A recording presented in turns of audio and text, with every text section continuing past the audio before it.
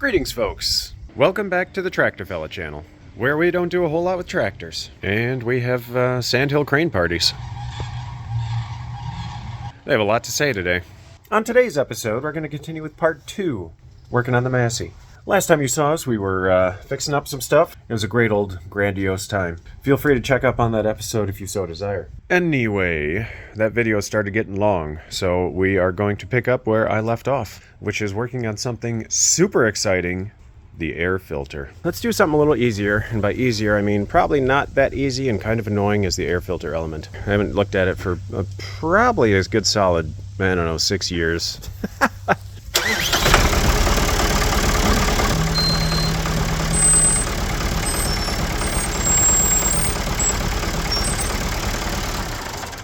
So originally, this would have come with a latch right here. There's a hole. This thing's bent to heck too. Somebody ran into something or tipped something off the loader and bent the heck out of the brush guard. All the pins are welded on down here. It looks really, it looks really bad. Anyway, hole right here. The annoying thing is they put these in, but that's okay. I do plenty of things that are not up to snuff, because sometimes you just got to do what works. You know what I mean? Well, slap me silly and call me Susan. The inside didn't twist. Alright, 2 for 2.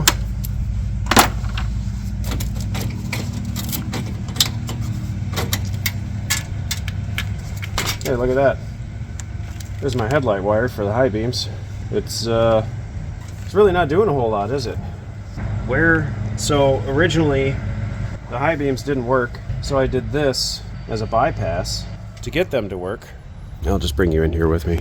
That's the only problem with the sunshine on my shoulders that makes me happy. Bleaches some things out and stops other things. So anyway, this was my headlight bypass because the original wire was broken somewhere in the harness. Oh geez, this thing is... Oh no, the headlamp is broken now.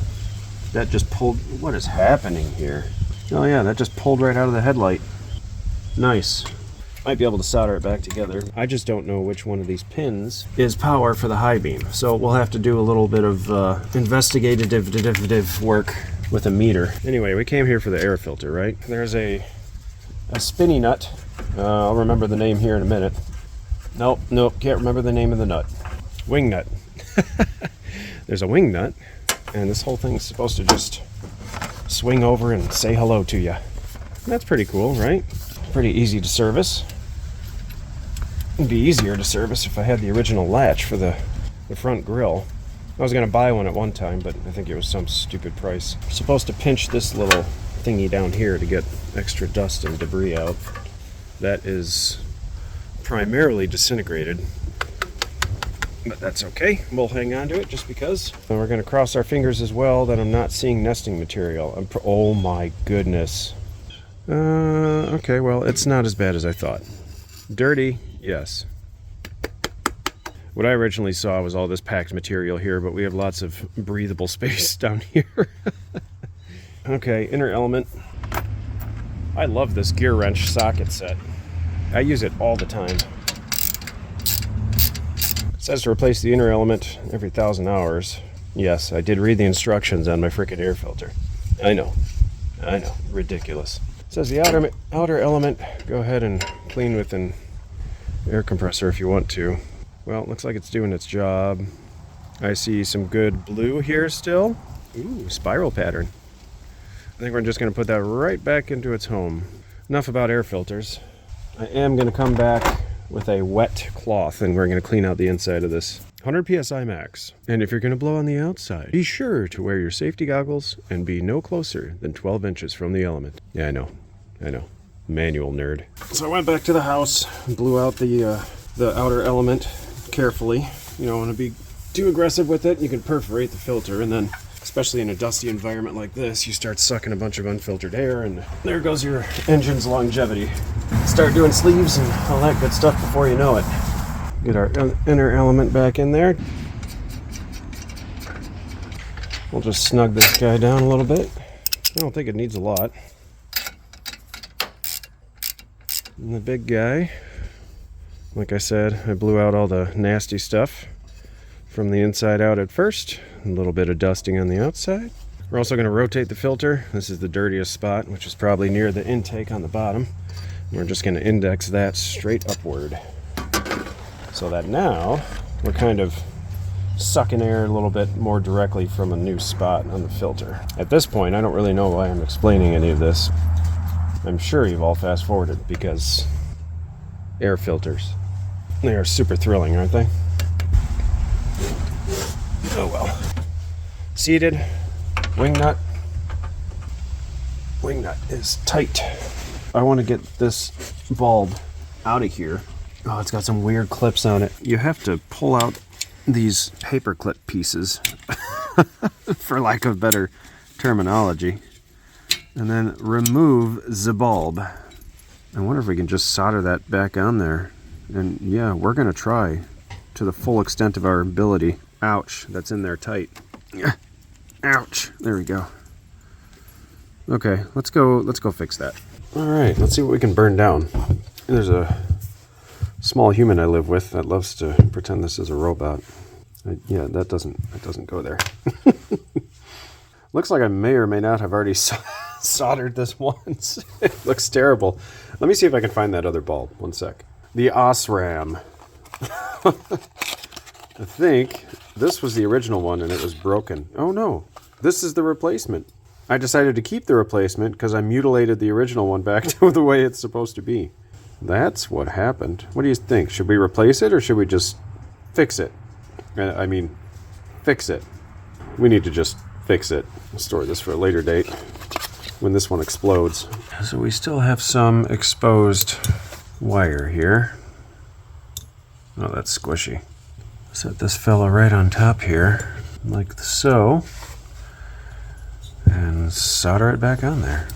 Using excess of flux, like I always do, we'll transfer the heat not only to the metal, but directly to the plastic. Getting hot there, little guy? Oh yeah, getting a little smoky. Well, that was painful. I couldn't really transfer the heat to the terminal here. I did what I could. It's on there pretty darn well. I can't loosen it and pull it off. We'll go see how long it lasts. I'm going to get my meter. We're going to do a little testing. Whoa. Got our bulb pushed back in there. I don't know where the squishy thing went that goes that goes over the top. Oh, there it is, right there. We'll play with this later. We're going to do some meterage. I'm going to check for DC voltage. We're going to turn on our low beam circuit first. Do we have a low beam? We do. We have a single low beam because I didn't plug the other one back in. Let's see here. Will this explode? Nope, didn't explode. It's on right now. Okay, so which wire gives us low beams? We're going to go from the terminal to ground. 9.6 volts. Okay, how about this side? Nothing. Let's try this side. Also nothing. So this one's hot. This is most likely on top here our low beam circuit. So now let's go switch on the high beam, which we know the high beam does not work. So now our low beam should be off, which it is. This wire, which should now be powered because this is my jumper. Indeed it is. Okay, so my jumper's still good. Let's figure out which one of these is the ground circuit. Is it going to be the one closest to you? Looks like that might be the ground circuit. Let's try this side. Out of limits, or open loop, whatever you want to say. So, this guy, because it is open to ground, it is not shorted to ground. This would be our high beam circuit. And this one, because it is a direct short to ground on the battery post, is definitely our ground. So, I should be able to take this guy, and I should be able to wedge it in here very scientifically. And look at that, we have high beams. Do you see? You can see. How exciting is that? Let's go back to low beams. Make sure that still works. Thank you, Titan, for that under tractor crawl there. And low beam. Low beams are on. And back to high beams. Boop. High beams are on. Okay, how cool is that? Headlights are off. Okay, we found our problem. We fixed our, we fixed our bulb. Now, how do we get this to permanently exist in here? I'm pretty sure I just wedged it in there last time, and I'm thinking that's probably what I'm going to do again this time.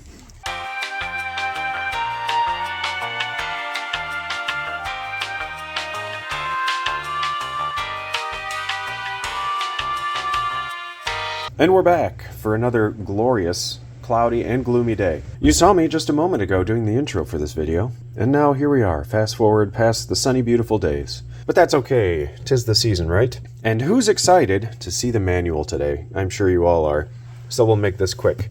That filter that I was talking about, it's actually a steering pump oil filter. It's not actually a filter for the transmission or the entire hydraulic system, simply the steering pump. It says replace it every 250 hours. We are at 800 and some odd hours, and it's still painted black like it was sprayed from the factory.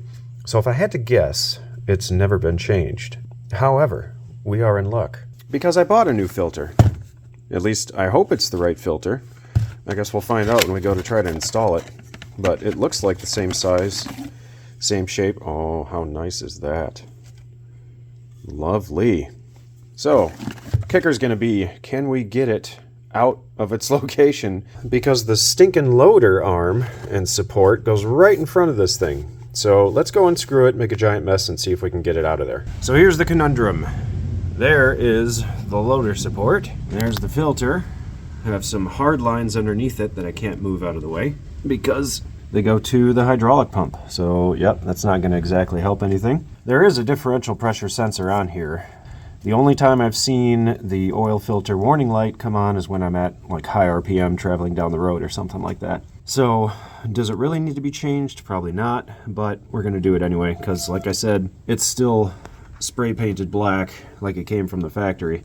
All right, we are back with the strap style wrench. Let's see what we can do with it. Okay, strap wrench is on. Tightening her down. Don't collapse on me, just turn. It's gonna collapse on me. All right, let's go up higher with the strap. Turn for me. There we go. That a filter. That's a good filter. All right, that's what I like to see. Drain pan is in place. Very awkward position. Hopefully this doesn't pour out a ton of oil.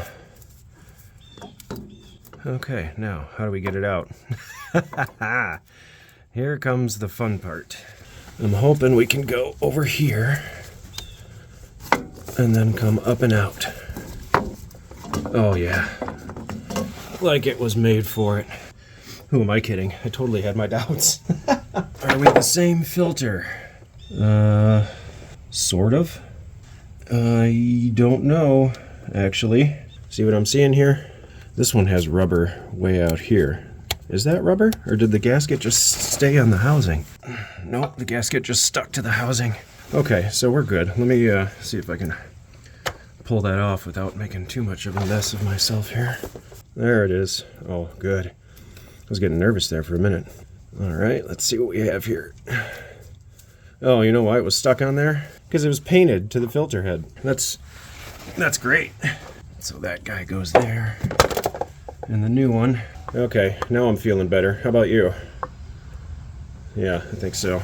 Well, I dipped it in some of the hydraulic oil that came dripping down, so I think we have enough lubrication on there.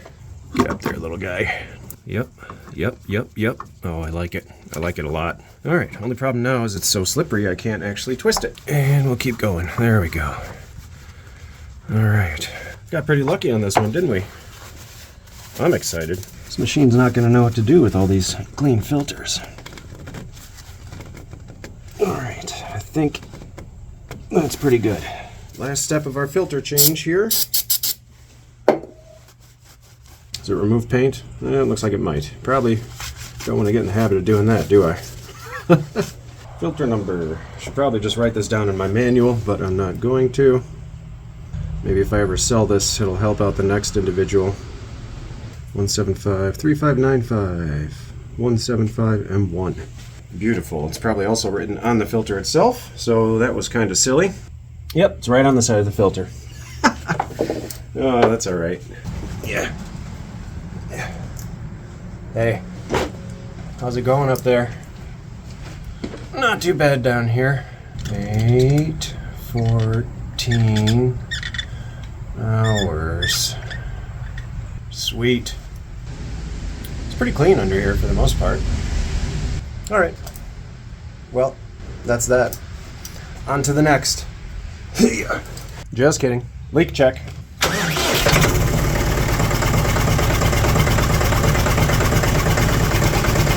Is that an exhaust leak? No, that's the turbo steaming.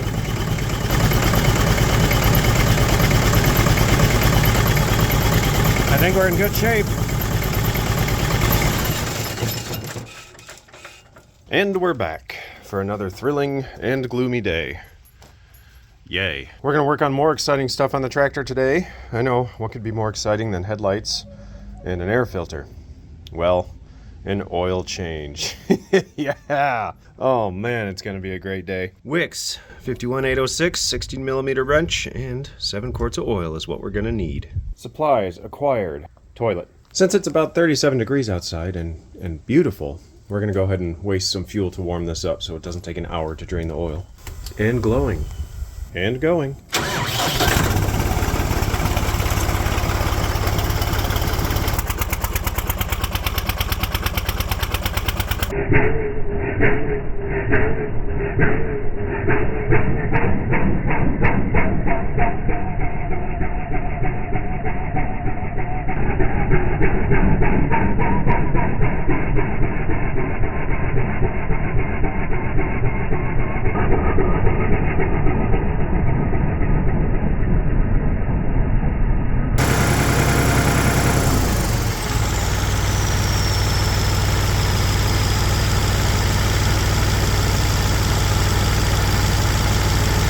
The oil sump is still cold. There's absolutely no heat to the system. This thing's been running for like 15 minutes. Gotta love the efficiency of diesel. Oh well, let's get to it. Got a squeaker. So this little guy's kind of goofy. It has 2 drain plugs for the oil sump. I don't know if that's... I don't know. Let's go explore that, shall we? Let's see what we can do here. Plug number 1.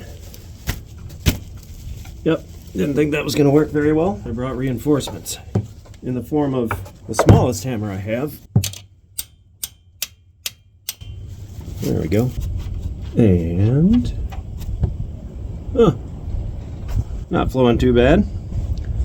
Set the drain plug right there. I tried to put the bucket in a way it'll be a wind block for us, but we'll see how that goes. There's our Earl. Doesn't look bad. It's, you know, diesel black.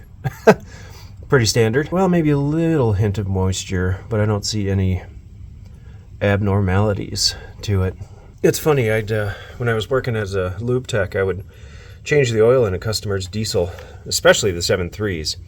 And you drain it, you put the brand new, nice and clear oil in there, and then you go check it on the dipstick, and it's black as midnight. Walk up to the customer, here you go, fresh and black. Right side is done. Where? Oh, there you are, little guy. You can see the big crack down the middle of the oil sump. Not literal crack, but the big gap between the 2 halves. I wonder if that just helps with driving on the side of a hill or what. See if we can sneak this fella out of here with my cold fingers. Trying out these gloves I found in my drawer. Grease busters. They're solid on the grip side, but they're a mesh on the back side. Oh, look at that. The meatball that installed this last didn't over tighten it. Anyway, gloves. I know, another thrilling topic. What I don't understand, yes, this will help you grip better, right? But if you get oil on the backside, then it's just going to hold it against your skin. Let your skin just lap it up. Maybe I'm the only weirdo that thinks about things like that. I'm going to go with a yes. Oh! Okay, there we go. Hello, Chickie. What you doing over there? Coming to say hi? Yeah, I know, I totally agree. Alright, well, let's not drink out of the drain pan, please. Because that would be something that a chicken would try. Goofy birds. Nice and fresh wicks, 51806. Everyone loves a thrilling oil change. Right? Right. Okay. Gonna let this up drain a little more and we'll throw in some new and exciting oil. Look! Look! The sun came out for 6 to 10 seconds. And now it's gone again. Filter is tight. Drain plug is tight. Fill cap has grease on it. You remember the last episode when I said I despise grease? Oh, well, there's one example. It's on my shirt, and two, it's on the fill cap for the oil. I don't know how it got there, but not surprised. This thing's kind of annoying because it's at such a shallow angle. Anytime you want to fill it, you got to figure out how to wedge the funnel in there and cross your fingers. Oil choice of the day. Mobile Delvac 1540. Why am I using this oil? For two reasons. One, it's what I had on the shelf and I bought for this tractor many moons ago. Just haven't gotten to the oil change yet. And two, I talked to a guy that was working on my Duramax, asked him about his oil preference, and he said that he used to work for a heavy-duty fleet, and after they switched to a Mobile Delvac, their heavy engine overhauls went from like every 300,000 miles to every 500,000 miles. Those numbers are probably way inaccurate, because my memory is about that of a gnat, or perhaps an infant. But anyway, that was, it convinced me to try this out. I've been using it in my red pickup. Up until this last year, I switched over to Shell Rotella T5, synthetic diesel oil. But I figure for this old gal, she'll be just fine drinking some conventional Mobile Delvac. Now, all you tractor fellas out there, let me know what you use. You use synthetics in your tractors? Probably if they're newer, but older tractors, do you use synthetics? I wouldn't imagine so. Take a second. Let me know what you use down in the comments. I'm gonna go ahead and continue with this process, and I'll see you in about 20 minutes. Drain plugs are tight, oil filter's tight. Let's fire this up, watch for the oil pressure light to go out, and well, I guess that's it. Then we'll move on to the next super thrilling task. First of all, oh, okay. It's that guy. That's our oil pressure light.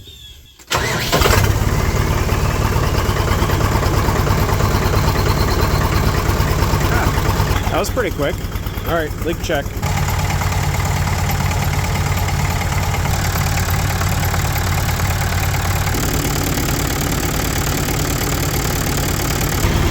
Can you tell this has a GM 1-wire? No charge. Charge. At least I think it's a GM 1-wire. Whichever one requires RPM to excite itself and start throwing some amps. Okay, whatever.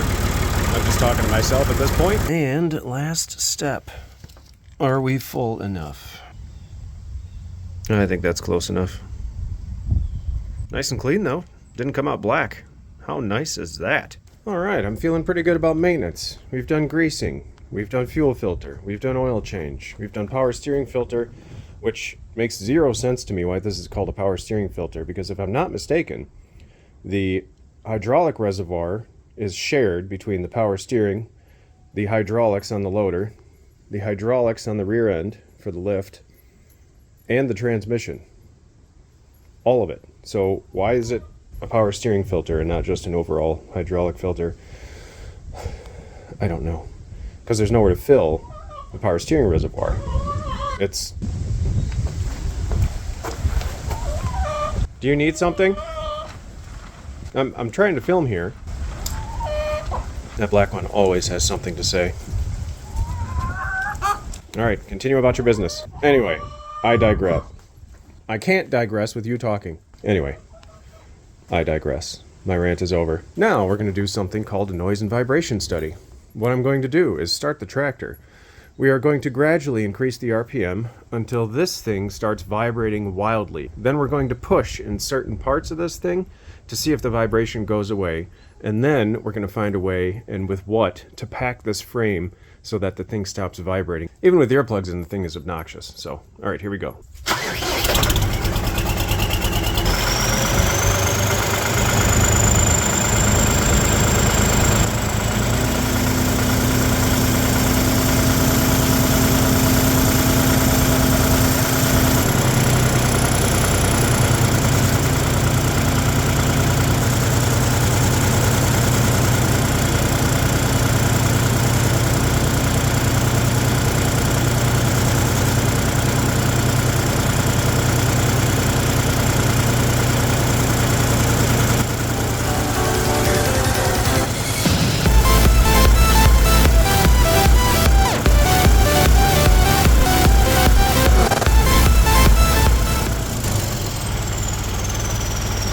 Okay, I think we've successfully isolated the root cause of the vibration.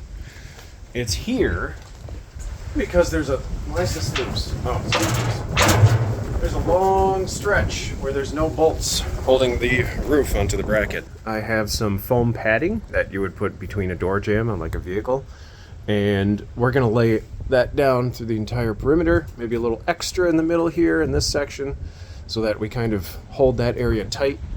Then we're going to put it back together, and we'll see what happens. Previous owners had a big, giant, like, I don't know what you'd call it, fibrous board. Like a... Come on, figure it out, dude. Previous owners had what I would call like a fiber board, cushioned piece of insulation about as thick as a 3/4 inch piece of plywood. So that's how they took care of that. But step one, remove the hardware. Hopefully it's not that size. Guess my super socket vision was working today. Try again. What do you know? And they're not the same size. Fantastic. Oh well. Work with what you have, right? And go. It's normal for metal flakes to come off when you loosen your hardware, right? Sure.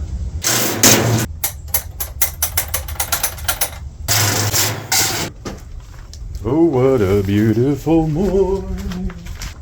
Oh, what a beautiful day. I've got a beautiful feeling that this may not go my way. Just kidding. I know.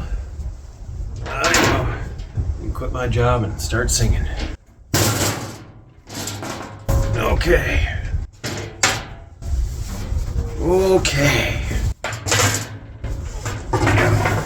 Now what do I do?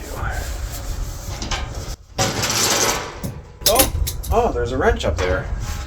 Just walk it out. Woo, caught it. Look at those reactions. Reactions? Look at that reaction.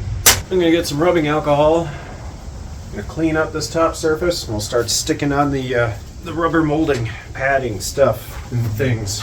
Get this knocked out so we can move on to something a little more fun. More funner. Increase the funnage factor. I'm 100% surprised that my welds have held up as good as they have. So that makes me happy. My paint job is also holding up pretty well on this. Here's our special product of the day. Foam weather strip seal. 3/4 inch wide, 1/2 inch thick, 10 feet long. I bought this to try to fix some of the seals on that really sweet camper behind you. Go away! Go! Humbug! But they're way too thick. This hopefully will be perfect for this application. Oh, how convenient. Just slip off the Crocs. Don't have to worry about... Well, that one's gone, but... Oh yeah, that is a thick, thick piece of foam. This is fantastic.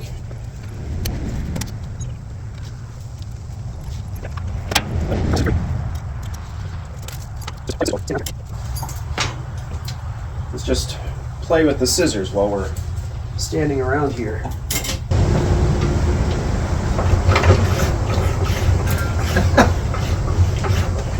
tell the kids. Suck it in. Whoa.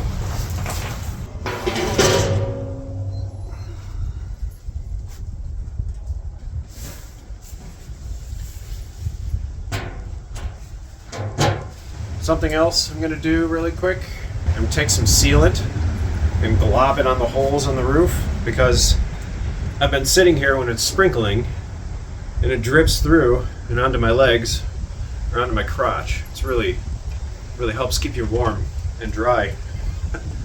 Today's roof sealant is going to be DAP roof. It's an asphalt-based sealant. You might be asking yourself, why in the world are you using this on a tractor? Well, for a couple reasons.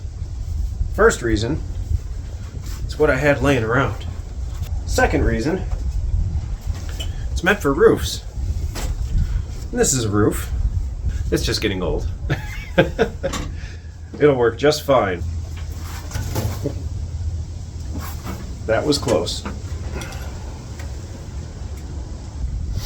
It's kind of ironic that I'm using a sealant on an open cab tractor.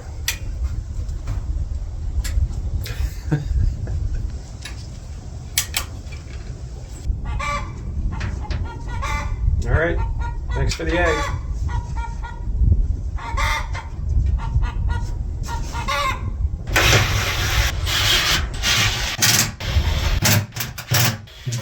Well, that took entirely too long.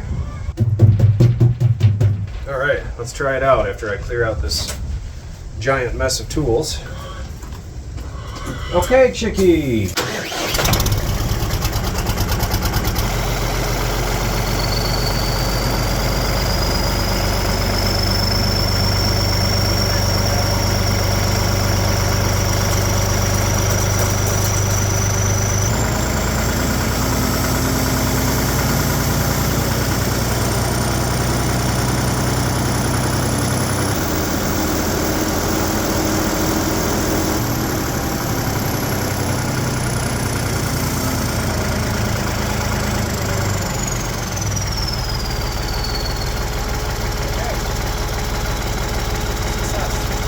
Last item for the Massey. You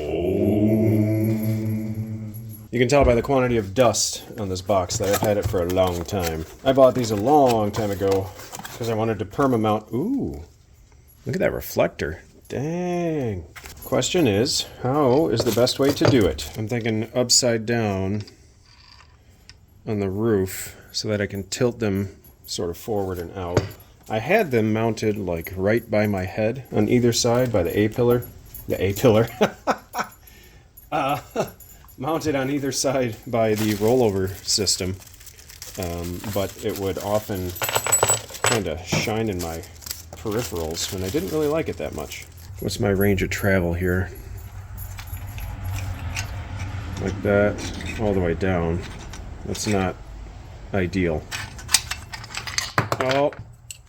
Oh!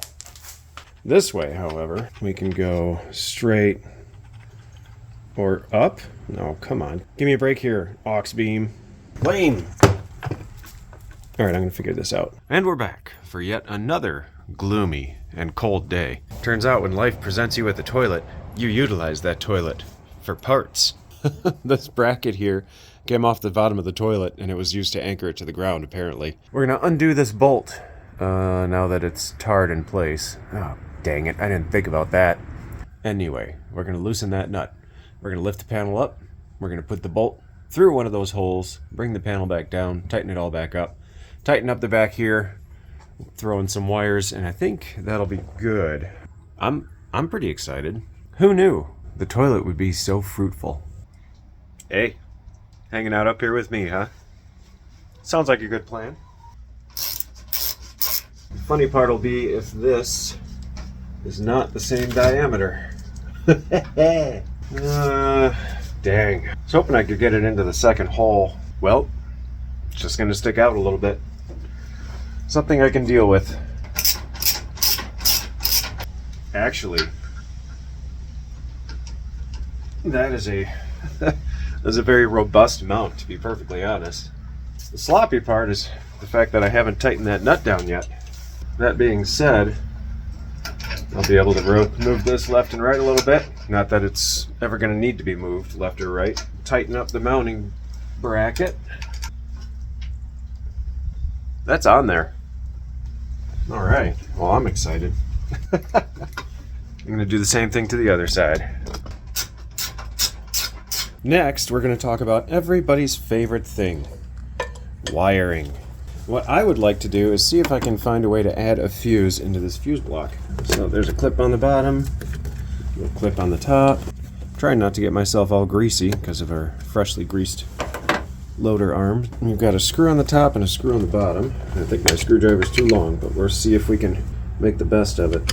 Nope. I told myself, you'll need the long one, the short one will be too short. Yeah. I'm hoping I'll be able to just pull this whole thing off the bracket, pull it away from the tractor, and see what's on the backside. There's a rubber boot back there. When I got it, the boot was pulled far away from the actual thing it was trying to protect. So you can see I taped it and then I zip tied it. And I'm pretty impressed with how long it's lasted, actually. So now that means we're going to undo what I did. So we can take a look at the back side of things. This fuse block is really not that great. And I say that because these fuses, they can flop all over the place. It's really not a great design, but whatever. I just work here. Oh, geez, I don't think I can do anything with that. All right, well, we'll put it back together now. Oh, geez, that's dangerous. Not literally dangerous. I mean, I feel like I could dislodge any of these pins at any time and cause a significant problem.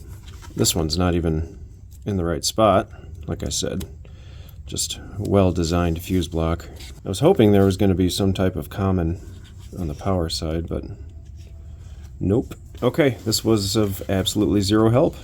So we're going to just put that right back on there and go get some zip ties. So I did some searching around, found that I don't have any good type of fuse holder. So we're going to make our own. And it's going to be ridiculous. And you've seen it before on the APC mini chopper, but we're going to go ahead and duplicate that process. Step one is to stretch out these terminals so that they fit the fuse you plan to use, like so. Nice and snug. Repeat with the second one. And I have absolutely no idea where these came from. So we have number 2 and we have number 1. Now you're saying to yourself, well, aren't those going to touch each other and short circuit? Oh, well, yes, they most definitely would. But we're going to set it up so it has a pigtail. So we're going to take some of each of these types of wire and we're going to adapt it to this little guy here. And now you may be saying to yourself, is that guy really going to use household wiring? Well, yes, folks. Yes, I am. For a couple of reasons. The first reason, that's what I have laying around. I don't have any good quality DC gauge wiring. The second reason, well, I don't really have a good second reason. I used this wire for my other lights that I had wired in, and it lasted and still is there and still works for about 8 years now. So yes, we're going to use the wrong type of wire for the right type of application. Now, I'm going to take our tabs, we're going to bend them over.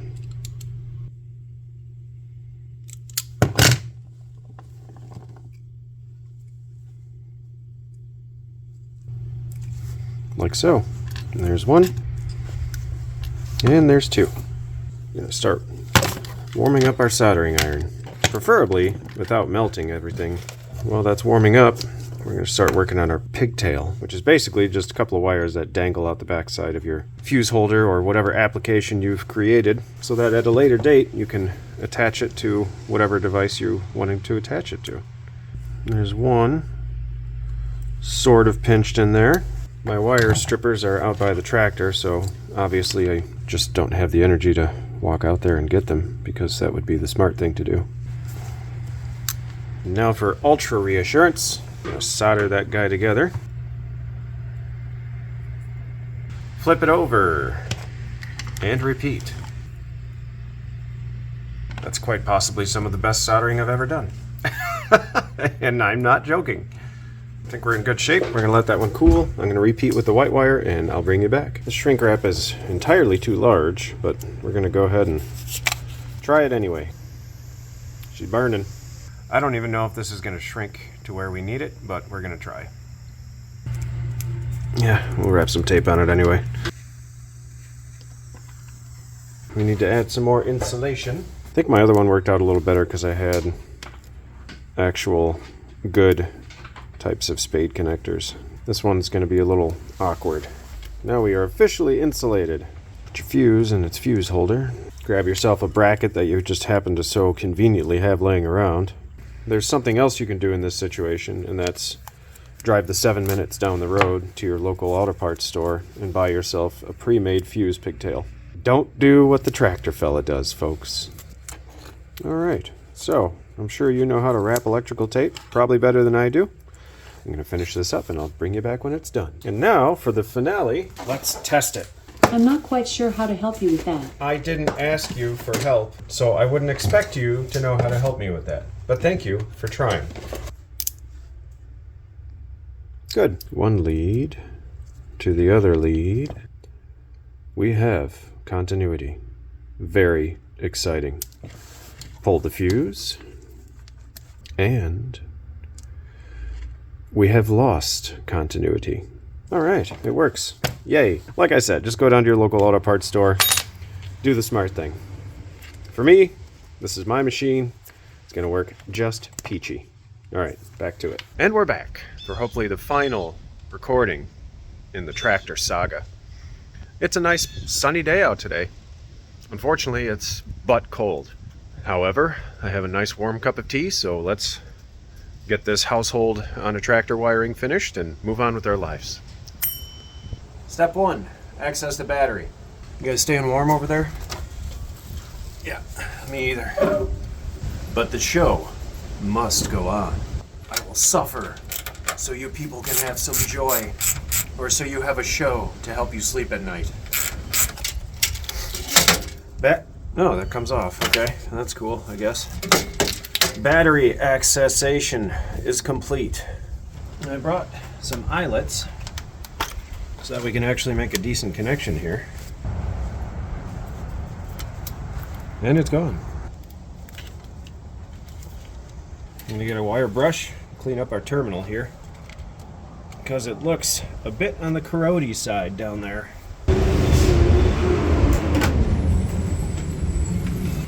And the garbage truck is here.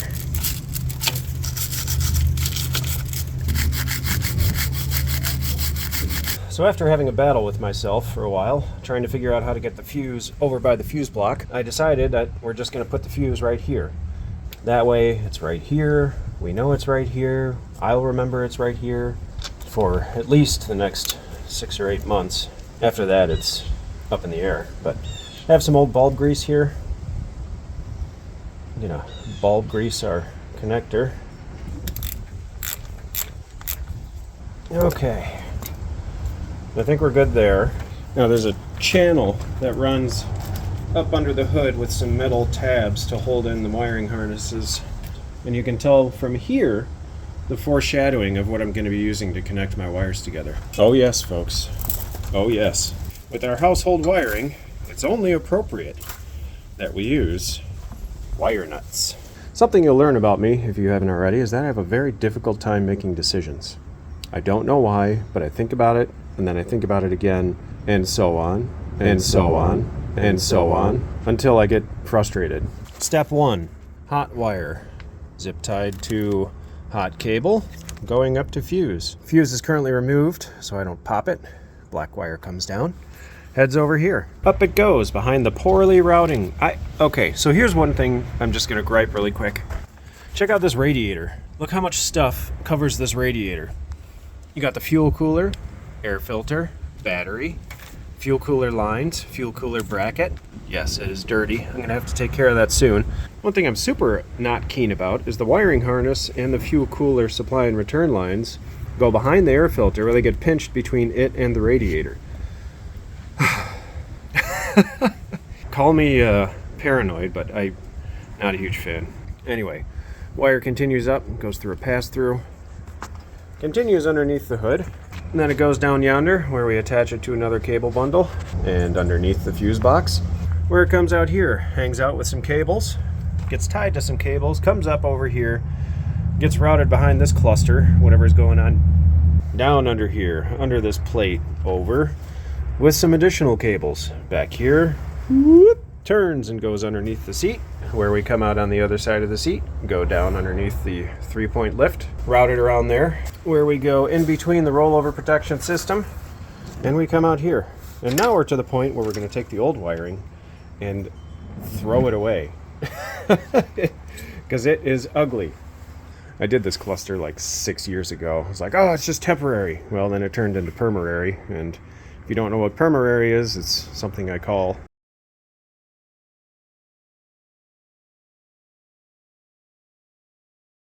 So let's go ahead and get rid of this, and we'll go from there. You guys having fun yet? Good news is I became so irritated at my wiring routing and how to properly do it that either it raised my blood pressure enough to make me warm, or it could have been the weather warming up for a brief moment. And Mother Nature's saying, chill out, dude. You're gonna be fine. Allow me to warm up the atmosphere for you for a little bit. Probably not. Oh, yeah, I need that wire.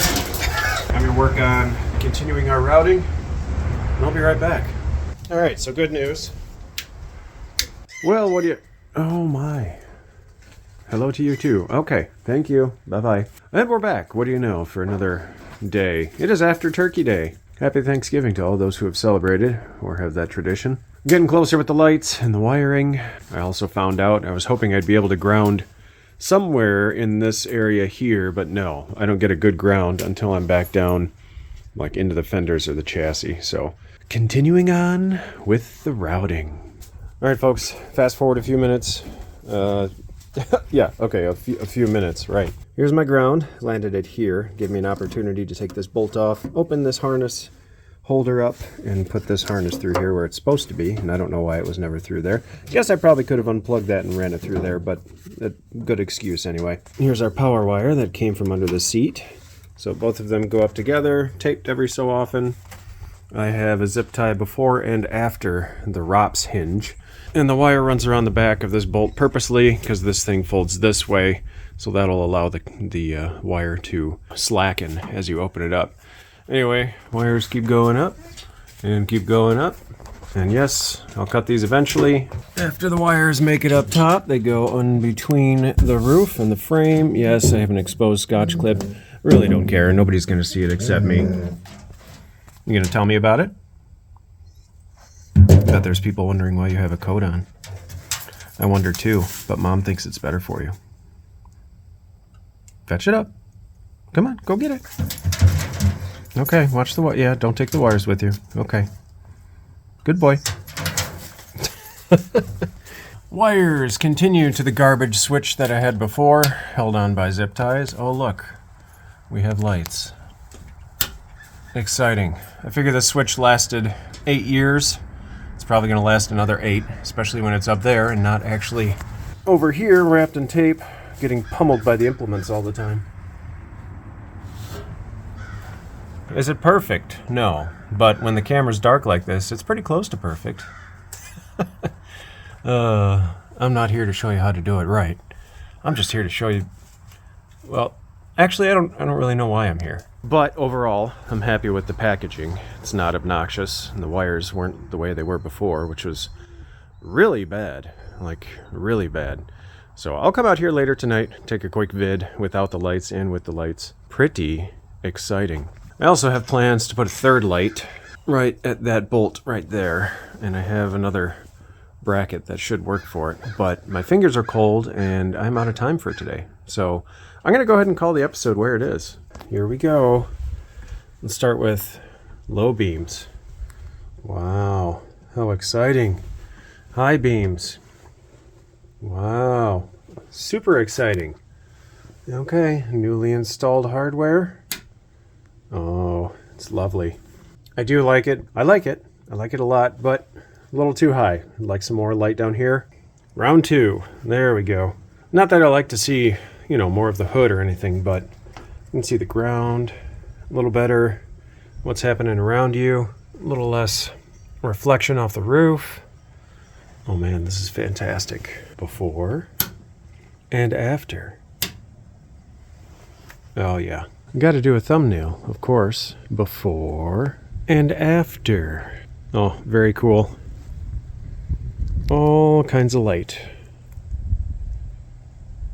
Whoop whoop.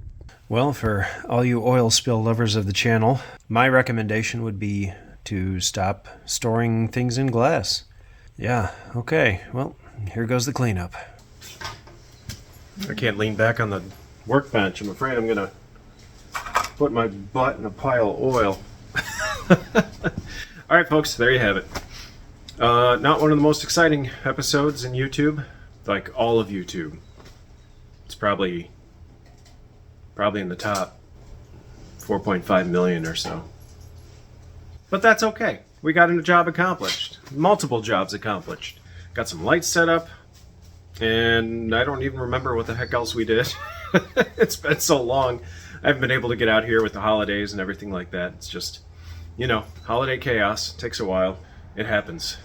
Hopefully next time we'll be working on the wheel horse over here. Did I give you a sneak peek of the wheel horse? Well, here you go. A couple of you fine folks out there have asked if I could make some type of, not so much a race mower, but maybe a faster one. And this beauty, I think, is our candidate. The Wheel Horse 252H. Why do I want to use this specimen? Well, because I like it. I'm hoping, keep in mind, winter months are coming, and working outside in the winter in an unheated garage isn't exactly fun, especially because my hands freeze after a good 6 or 7 seconds, and then they just don't work. Then I get frustrated. Whatever, you know, it's world's smallest violin right here. Nobody's listening anyway. I'm hoping that we can make this into kind of like my ultimate tow pig. You know, get her done around the house, need a little higher speed, hint hint. Hopefully, I don't know. We'll see. It's a hydro, so it may explode. Stay tuned. As always, thanks for tuning in. Nice to have you here. And we'll see you on the next thrilling episode right here on the TractorFella channel. All right. Okay. We'll see you later. Backhand. I wouldn't backhand you. All right. High five.